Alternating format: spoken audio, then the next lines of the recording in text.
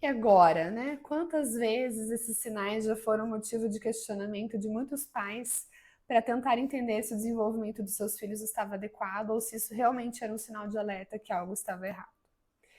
De onde veio essa ideia? Então, quem é pai e mãe sabe que muitas vezes a gente fica se perguntando por que essas crianças tão pequenas não vêm com manual de instruções? Por que a gente não recebe junto com eles uma cartilha dizendo o que eles devem ou não fazer individualmente com todas as suas peculiaridades? Porque cada criança é única e muitas vezes as crianças vão ter desenvolvimentos diferentes umas das outras, mesmo para quem já tem mais filhos, quem não é pai de primeira viagem sabe que muitas vezes você compara o seu filho com outras crianças e você acaba tendo mais dúvidas do que certezas em relação ao seu desenvolvimento. Quantas vezes você já se pegou pensando, será que meu filho tem um desenvolvimento realmente normal? Será que ele tem algum transtorno de neurodesenvolvimento? Quantas vezes você já escreveu no Google ou numa das inteligências artificiais perguntando, meu filho faz tal comportamento, será que isso realmente é normal? Então, eu escolhi três assuntos que são frequentes termos de buscas e pesquisas e que também são motivos frequentes dos pais trazerem os seus filhos na consulta para tentar entender se esse comportamento é normal mesmo ou se existe alguma alteração por trás. Então, vamos para o nosso ranking de três comportamentos. O primeiro deles, andar na ponta dos pés.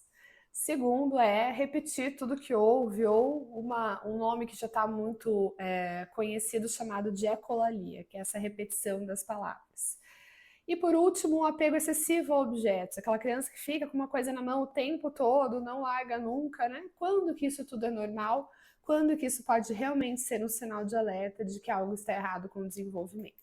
Então, nós vamos falar desses três itens que serão assunto da nossa aula.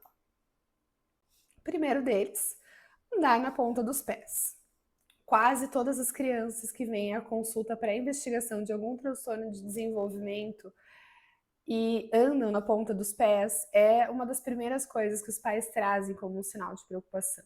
Isso é muito importante porque nós sabemos que existe a preocupação em relação ao autismo hoje em dia, né? Isso é uma das preocupações que mais ronda a cabeça dos pais. Mas é muito importante que também vocês saibam o quanto de normalidade pode existir em torno disso. Então, o que é andar na ponta dos pés, né? Por definição. Então, quando a criança anda na ponta dos pés, significa que ela não consegue fazer um contato do calcanhar com o chão quando ela está caminhando. Isso é muito comum até os 24 meses. Então, até os 2 anos de idade, desde que ela adquire a marcha ali em torno de um ano e pouquinho, até os 2 anos, isso pode ser normal. Mas também pode ser um sinal de desenvolvimento anormal e a gente vai entender um pouquinho como diferenciar as duas coisas. Então, o que é normal? É normal antes dos 2 anos, então entre 1 e 2 anos de idade, e quando o exame neurológico dessa criança está normal, ou seja, ela não tem nenhuma alteração de força, nem de tônus muscular, nem de reflexos quando a gente bate ali com o martelinho, principalmente no joelho ou na parte de trás do pezinho da criança. Consegue bem para o pé no determinado momento, usar na ponta não é fixo, e quando você pede para pisar, muitas vezes ela entende e pisa com o pé todo no chão. E normalmente a gente considera normal também se a criança não tiver nenhuma outra alteração de comportamento ou de desenvolvimento significativas para pensar em um transtorno de neurodesenvolvimento. Então, essas coisas todas a gente tem que avaliar quando os pais trazem essa queixa. E por que é tão normal a criança entre 1 e 2 anos andar na ponta dos pés? Então, isso faz parte do desenvolvimento sensorial da criança. Se a gente entender como é que funciona o neurodesenvolvimento, né, a gente vai entender que as crianças têm uma inervação, umas terminações nervosas na sola do pé com bastante quantidade de terminações. E é em torno dos 2 anos de idade que existe um processo chamado de mielinização no cérebro, que faz com que essas terminações completem o seu desenvolvimento e levem o impulso do contato sensorial da sola dos pés até ao cérebro dessas crianças. Então, elas estão no auge do seu desenvolvimento da sensibilidade mesmo. E andar na ponta também faz parte do aprendizado em relação ao equilíbrio, à propriocepção, que é a percepção do lugar no espaço em que o corpo da criança se encontra. Então, existem milhares de terminações nervosas e o pé da criança tende a ser uma região muito sensível. Por isso que muitas vezes, pisando em texturas diferentes, eles tendem a ficar na ponta dos pés. E é normal andar na ponta dos pés em cerca de 5 até 24% das crianças. Então, até um quarto das crianças ali, até os 2 anos de idade, vai andar na ponta dos pés por vários momentos ao longo do dia. Por isso é uma queixa tão comum. E quando passa dos 2 anos e a criança ainda anda na ponta dos pés, né? O que a gente pode esperar, saber se isso é normal ou não? Então, existem algumas crianças que têm um exame neurológico normal, que não têm alterações de desenvolvimento, não tem nenhum transtorno de neurodesenvolvimento ou doença neurológica e vão continuar andando na ponta dos pés. Isso acontece em cerca de 2% das crianças. E essas alterações, normalmente, para essas alterações existem normalmente uma história familiar relevante, então cerca de 30 a 70% das crianças têm uma história familiar de alguém, ou dos pais ou irmãos, que também andaram na ponta dos pés. Isso tende a se resolver maioria até os 5 anos de idade, mas algumas crianças vão até um pouco mais tarde.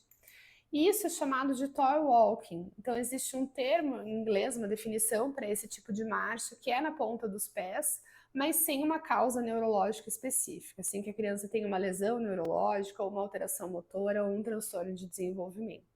Então, mesmo após os 2 anos, isso ainda pode ser normal, mas é preciso descartar qualquer outra alteração que aconteça e qualquer alteração de exame neurológico. E quando então que a gente considera que isso não é normal? Então, se a criança tiver qualquer alteração de exame neurológico, quando ela tem alteração de força, não consegue se levantar com rapidez do chão, ou andar na idade certa, ou tem dificuldade de subir escadas, quando ela tem alteração de tônus muscular, quando a musculatura é muito rígida, quando você mobiliza, quando ela tem alteração de reflexos, os reflexos mais exagerados, quando ela não consegue pisar com o pé todo no chão, mesmo quando você insiste muito para que ela faça isso, quando existe uma assimetria, ou seja, um pé fica na ponta, o outro não, então isso também é um sinal de alerta de que alguma coisa pode estar errada. E quando existem outras alterações, para pensar no autismo, principalmente alterações relacionadas à comunicação, à interação social, a comportamento mais repetitivos, a outros comportamentos de desenvolvimento de interação com a forma de brincar. Tudo isso pode estar relacionado a um transtorno de neurodesenvolvimento. E também quando essa alteração passa a ser progressiva. A criança andava bem, pisava certinho e vai piorando ao longo do tempo. Isso também é um sinal de alerta de que pode ser uma doença neurológica e não só uma fase normal de desenvolvimento. O que pode causar o andar na ponta dos pés de uma maneira anormal? Então, principalmente doenças neurológicas que envolvem um comprometimento motor, como a paralisia cerebral, algumas doenças neuromusculares, algumas alterações ortopédicas e transtornos do neurodesenvolvimento, sendo deles o principal transtorno do espectro autista. Andar na ponta dos pés é uma alteração muito comum no autismo. De 20 a 40% das crianças vão andar na ponta dos pés nos primeiros anos de desenvolvimento. É uma alteração frequente e prevalente. Existe uma diferença entre andar com calçado e sem calçado. Normalmente elas fazem isso muito mais quando elas estão descalças do que quando elas estão com calçado no pé. E tem muita relação com a parte do processamento sensorial. Então, no autismo, a gente sabe que a parte sensorial pode ser toda desregulada, disfuncional. Então, aquelas terminações nervosas que são mais sensíveis quando a criança é pequena podem se manter muito sensível, e isso pode ser um dos fatores responsável por a criança andar na ponta dos pés. Além disso, elas também podem ter uma disfunção do sistema vestibular que dá o nosso equilíbrio, a sensação do corpo no espaço. E também esse andar na ponta pode ser um comportamento estereotipado, que ela faz em alguns momentos para se autorregular. Então, no autismo, isso realmente é muito comum, por isso que muitas vezes é motivo de preocupação.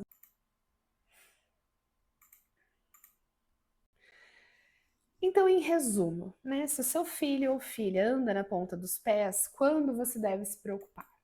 Se o seu filho ou filha tem menos de 2 anos, anda na ponta dos pés eventualmente, não é uma coisa o tempo todo presente, e ela não tem nenhuma outra alteração de desenvolvimento ou de comportamento significativa, e ela já foi examinada por algum profissional e o seu exame físico é normal, provavelmente isso é normal.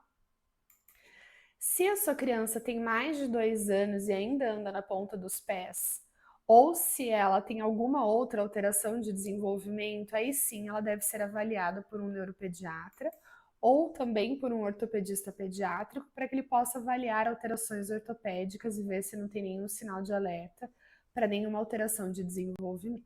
Então, isso é sobre andar na ponta dos pés. Como você estimula a sua criança que anda na ponta dos pés para você ver se esse comportamento vai reduzindo ao longo do tempo, né?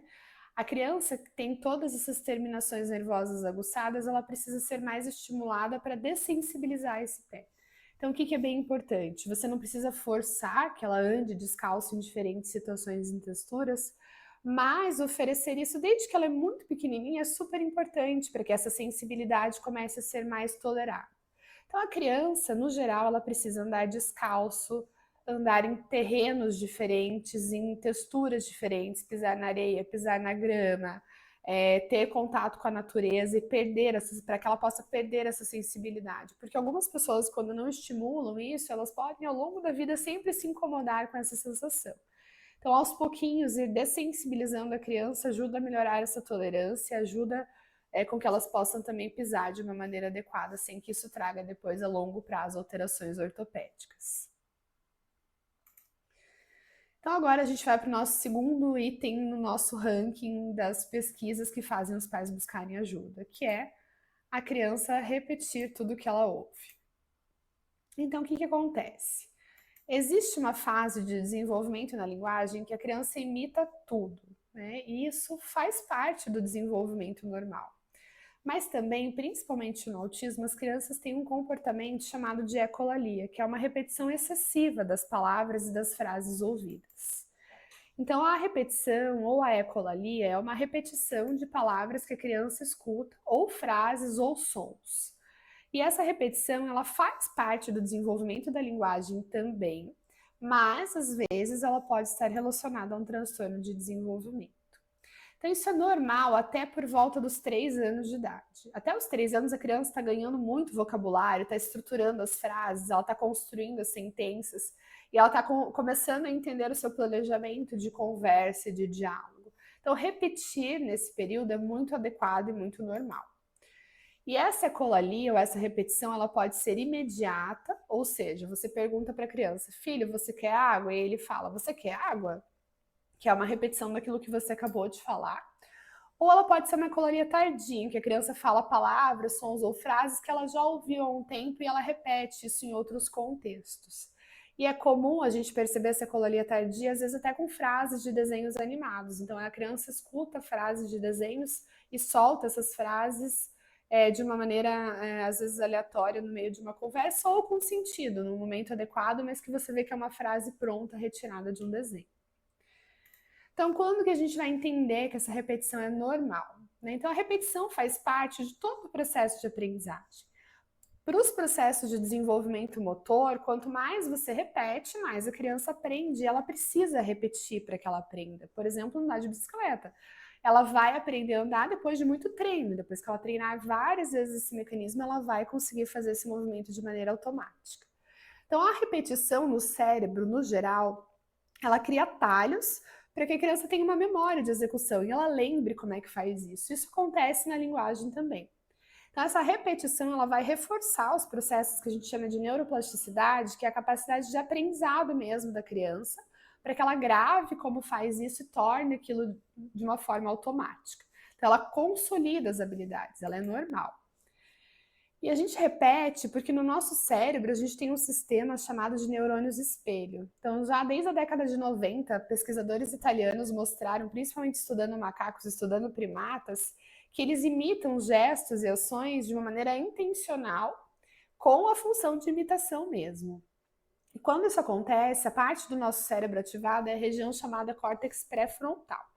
E essa região faz com que a criança imite e aprenda por imitação, né? Mesmo nós adultos acabamos fazendo muitas coisas por imitação, mas na criança isso acontece de uma maneira muito acentuada. E quando então que essa ecolalia, essa repetição, essa imitação começa a ser preocupante ou fora do normal?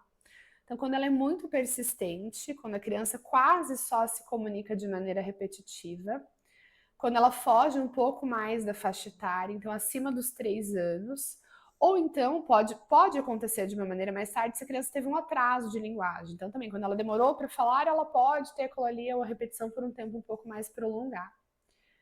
Quando essa repetição não tem função comunicativa, a criança está lá brincando, fazendo outra coisa, ela solta essas frases repetidas sem função de se comunicar, também isso é um sinal de alerta. E quando ela é muito frequente, muito repetitiva e sempre os mesmos trechos, sempre as mesmas frases de desenho ou sempre as mesmas frases que ela ouviu. E quando a criança não compreende muito bem esse contexto onde ela está inserindo essa linguagem que ela coloca. Então, esses são os sinais de que essa repetição pode estar um pouquinho fora do normal. E quando que isso acontece? Então, alguns transtornos de linguagem isso pode acontecer, não é uma exclusividade do autismo, mas pode acontecer em outros transtornos de linguagem. Nas crianças com deficiência intelectual, isso também pode acontecer, porque elas têm mais dificuldade de automatizar essa questão da linguagem, mas principalmente no autismo. Então, é uma alteração também frequente no transtorno do espectro autista. Só que no autismo não é só a linguagem, ou a linguagem realmente não precisa estar alterada, mas existe uma dificuldade muito grande de comunicação. Então, a criança não usa da linguagem verbal para pedir as coisas, para contar as coisas, para relatar fatos, para dizer o que aconteceu, para te pedir alguma coisa. Então, existe uma dificuldade muito maior de comunicação. Então, se sua criança tem ecolalia e faz repetições, mas ela se comunica de uma maneira extremamente adequada, provavelmente isso faz parte do desenvolvimento normal. Agora, se ela não se comunica bem, se ela não pede as coisas, não conta fatos, não te diz o que aconteceu, não responde perguntas simples, aí provavelmente ela pode ter realmente uma dificuldade maior de comunicação. Então, no autismo é uma alteração muito frequente, depende da fase de desenvolvimento da linguagem que essa criança está. E você tem que avaliar a comunicação também não verbal, de apontar, mostrar, usar gestos, porque normalmente no autismo essa comunicação não verbal também está alterada. E se a criança tem alteração, tem essa ecolalia frequente, alteração da comunicação não verbal e uma dificuldade de comunicação como um todo, isso sim é um sinal de alerta. Se a criança tem realmente autismo e você já sabe disso, a ecolalia pode ser usada de uma maneira bem útil para que você transforme, ensine, use de modelo para que a criança vá desenvolvendo mais linguagem funcional. Então, normalmente a criança com TEA, ela vai desenvolver a linguagem, vai fazer bastante ecolalia nesse período, e a ecolalia é uma ferramenta que você pode usar para que ela se comunique de uma maneira adequada e você vai moldando essa forma dela se comunicar para que possa ser cada vez mais funcional. Então, quando existe isso, nós temos que usar e transformar isso numa comunicação mais funcional. Então, resumindo, quando a gente fala de repetição ou ecolalia. Então, se o seu filho ou filha tem menos de 3 anos e repete frases com uma certa frequência, mas não tem dificuldade de se comunicar, aponta, compartilha, mostra, tenta te responder perguntas, tenta pedir as coisas, se comunica de uma maneira razoavelmente adequada, provavelmente isso é normal. Deve fazer apenas parte do seu desenvolvimento de linguagem que é adequado para a faixa etária. Se a sua criança tem mais de 3 anos, ou se ela tem várias alterações de comunicação, se ela não consegue se comunicar, pedir as coisas, relatar fatos, aí sim você deve procurar a ajuda de um profissional para fazer uma avaliação adequada, para entender se essa repetição excessiva é um sinal de alerta realmente de um transtorno de neurodesenvolvimento. E como que você estimula o desenvolvimento da linguagem da sua criança? Então, falando frases de maneira curta, né? Para que ela possa entender, usando modelos de comunicação. Então, se ela está repetindo, você pode fornecer um modelo adequado de como ela deve falar, mas sem ficar corrigindo e falando muitas coisas que às vezes a criança não consegue nem prestar atenção no que você está falando.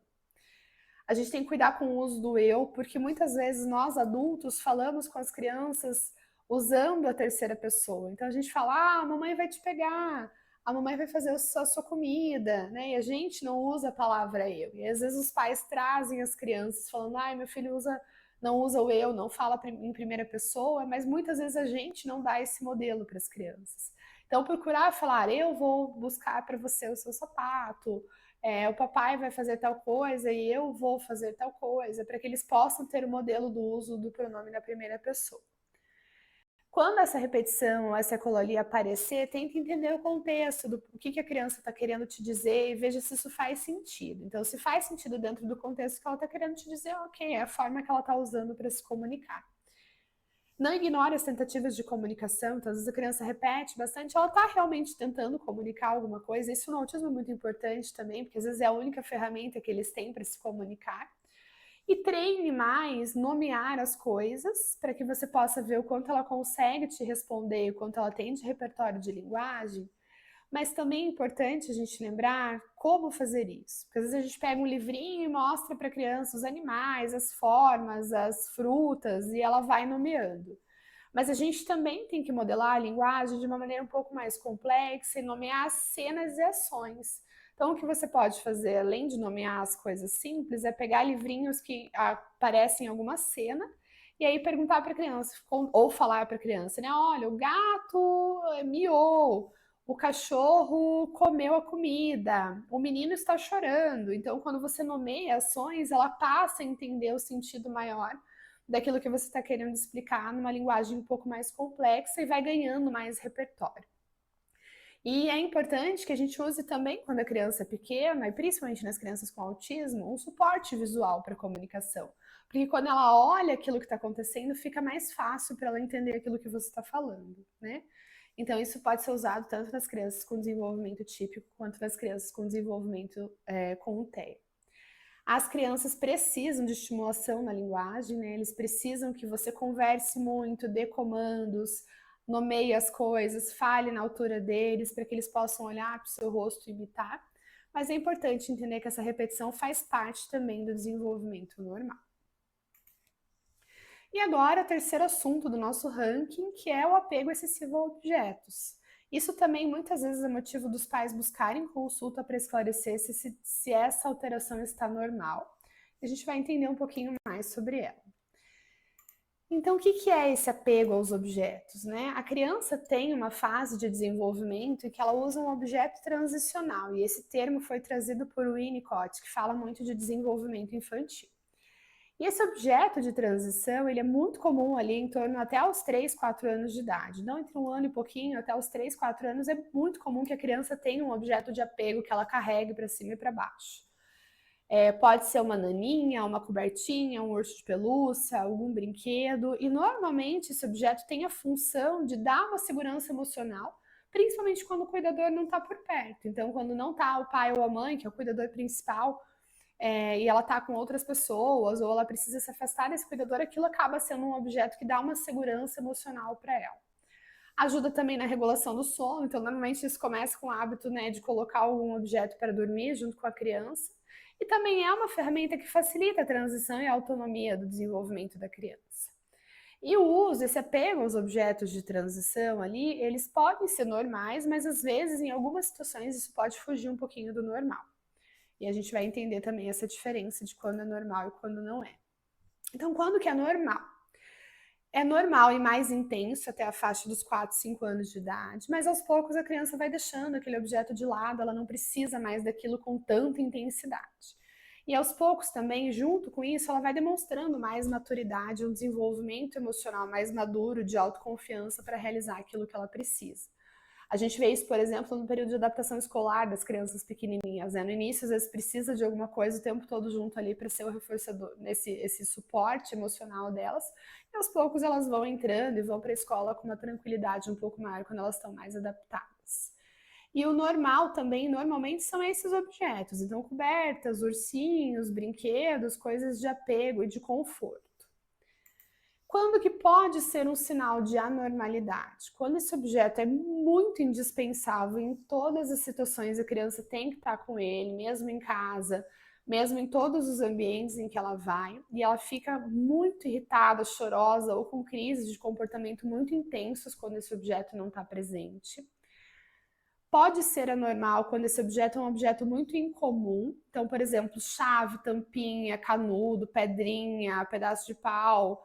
Então, ficar com esses objetos assim que são incomuns ou não são objetos de apego, de conforto mais emocional, como brinquedos, isso também pode ser um sinal de alerta.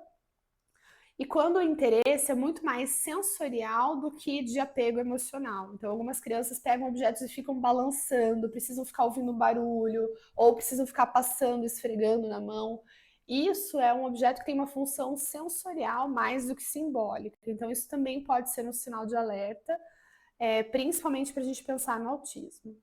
E quando ele persiste muito fora da idade esperada, quando a criança já é grande, ainda tem esse apego muito grande a um objeto específico, isso também pode ser um sinal de alguma anormalidade no seu desenvolvimento, e principalmente quando ela não consegue flexibilizar, não consegue trocar de objeto, não consegue deixar em alguns contextos específicos ao longo do seu desenvolvimento. Então, o que pode ser uma causa desse objeto de apego ser anormal? Então, no transtorno do espectro autista, a gente vê crianças usando principalmente objetos não usuais. Então, essa coisa da pedrinha, do pau, do pedacinho de madeira, do fio, do canudo, né? Então, são objetos não usuais. Às vezes, colher também eles ficam bastante, lápis. E também essa questão sensorial, de ficar buscando barulho, de ficar buscando a sensação e a textura. Nas crianças com deficiência intelectual, às vezes o que acontece é que esse objeto de apego ele vem muito deslocado no tempo, na faixa etária. Então, são aquelas crianças com 8, 9, 12 anos, muito apegadas a um ursinho, a um objeto de apego, normalmente com um comportamento mais infantilizado. Então, isso às vezes a gente vê nas crianças com deficiência intelectual. E também nas crianças com transtornos de ansiedade e também com altas habilidades de superdotação, às vezes isso acontece de uma maneira mais excessiva nas crianças com transtornos de ansiedade com muito estresse associado, principalmente nessa questão da separação desse objeto. Então, são crianças que têm muita necessidade de alguma coisa física de apego para a regulação emocional, porque elas têm muita disfunção da sua regulação emocional. E nas crianças com altas habilidades, às vezes isso acontece também associado muitas vezes à ansiedade, mas também acontece de uma maneira um pouco desproporcionada na faixa etária um pouco mais tarde.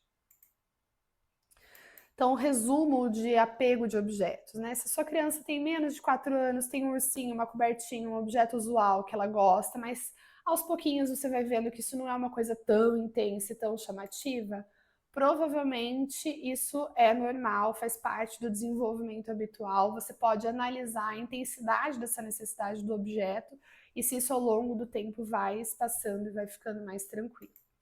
Se a sua criança tem mais de 4 anos, isso é muito intenso ainda, ou se são objetos muito fora do comum, mesmo na criança menor aí, e com muita função sensorial, aí sim você deve buscar uma avaliação para avaliar se isso realmente faz parte do desenvolvimento normal ou se essa criança tem mais características para alguma outra alteração de neurodesenvolvimento.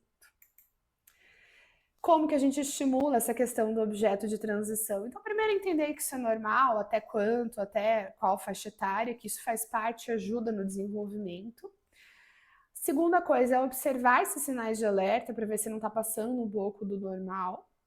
Introduzir limites graduais, então, por exemplo, você pode levar na escola, mas não vai tirar da mochila, ou a gente vai levar e vai deixar no carro, ou quando vai em tal lugar, você não leva, até para ver se a criança está conseguindo flexibilizar nesse sentido. Se a criança tem um aspecto de ansiedade assim, muito significativo, tentar introduzir outras formas de autorregulação. Então, quando você ficar ansiosa, ao invés de você ficar pegando seu bichinho, vamos lembrar de uma musiquinha que te acalma, ou de uma técnica de respiração, ou alguma outra coisa que faça a criança se autorregular. E incentivar bastante as brincadeiras simbólicas para que ela vá substituindo e tendo novos repertórios de leitura e de compreensão social. Também ajuda para que ela se desenvolva de uma maneira saudável e adequada.